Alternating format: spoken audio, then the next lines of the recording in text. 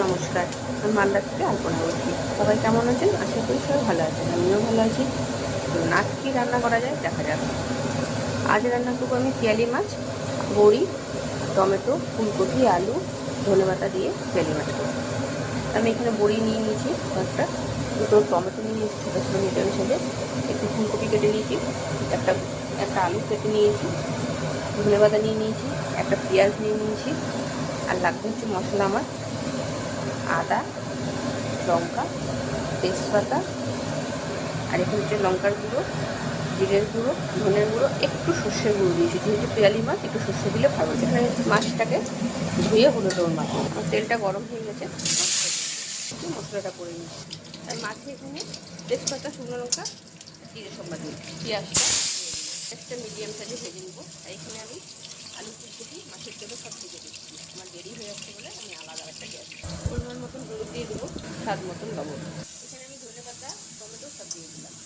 এবার আমি মশলাটা দিয়ে দেবো, ভালো করে কষবো তেল গরম গরম।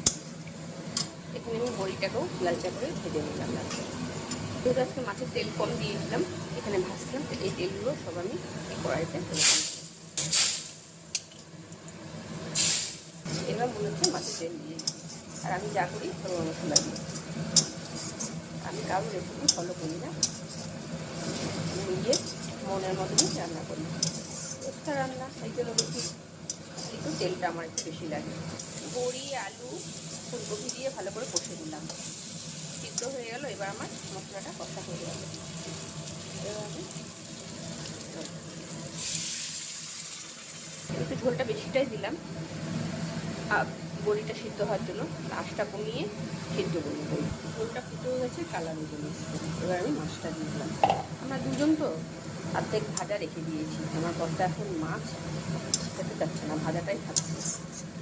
ঠিক আছে, আর একটু আঁচ কমিয়ে বড়িটাকে সিদ্ধ করি। আলু, ফুলকপি, বড়ি দিয়ে মাছের ঝোল, পিয়ালি মাছের ঝোল হয়ে গেল। তখন নামিয়ে নিই। আমার রান্না কমপ্লিট। আমি মেথি শাক করেছি বেগুন দিয়ে, আর আলু পেঁয়াজগুলি ভাজা করেছি। মাছ ভাজাটা আমার কর্তাও খেয়ে গেল, আমার জন্য রেখে দিয়েছি, আমার কর্তা খেয়ে চলে গেল।